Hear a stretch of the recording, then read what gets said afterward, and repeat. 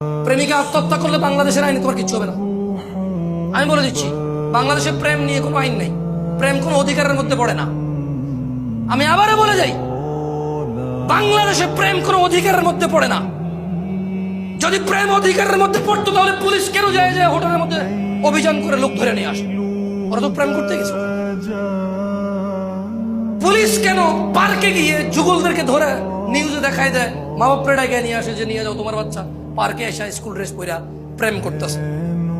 তাইলে ওখান থেকে বোঝা যায় প্রেম একটা অপরাধ এই দেশে। রাষ্ট্রীয়ভাবে প্রেমেরটা কি অপরাধ। তোমাকে রাষ্ট্রীয়ভাবে বলবে না, রাষ্ট্র বলবে যে তুমি ফ্রি ভাই, যা খুশি তা করো, ইউ হ্যাভ ইউর ফ্রিডম। কিন্তু তুমি পার্কে যায় মহিলাদের বসে থাকো, তোমার ধরে নিয়ে যাবে। তোমার প্রেমিকার সাথে প্রেম ঘনিষ্ঠ করার জন্য হোটেলে যাও, তোমার পুলিশে ধরে নিয়ে যাবে।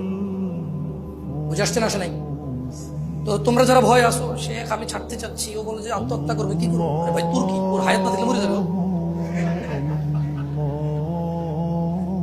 তবে হ্যাঁ, তুই ওর ইজ্জত নষ্ট করবি না ভাই আমার।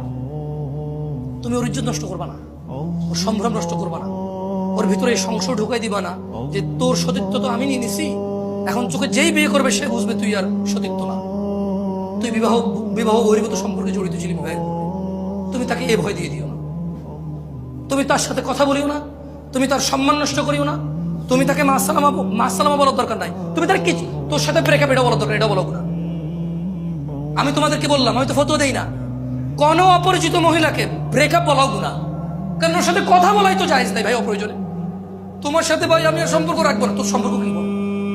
সম্পর্ক থাকলে না মানুষ রাখে না, কি সম্পর্ক বল? বোনরা কি আছে, মহিলারা কি আছে? বোন, দুশ্চরিত্র ছেলেকে বিয়ে করবা না। কোন মেয়ে যে প্রেম করে প্রেমিককে বিয়ে করে সে দুশ্চরিত্র পুরুষকে বিয়ে করে। তার এই কমপ্লেন দেওয়া উচিত নয় যে আমার হাজবেন্ড পরকীয়া করে মোবাইলে মেসেজ দেখার পর আমার থাপ্পড় দিছে, বললো যে জায়েজই নেই, তুমি আমার অনুমতি সহ আমার মোবাইল দেখবা। ফটো দেখছেন জামাই, মানে মহিলা দেখছে যে জামাই আরেক বেটির সাথে পরকীয়া করে। এখন জামাই বলতেছে যে তুমি তো অনুমতি ছাড়া আমার মোবাইল দেখছো, সেটাই তোমার গুনাহ। ওরে বাপরে, মুফতি আজম। সো আল্লাহ আমাদেরকে বুঝে তৌফিক দান করুন।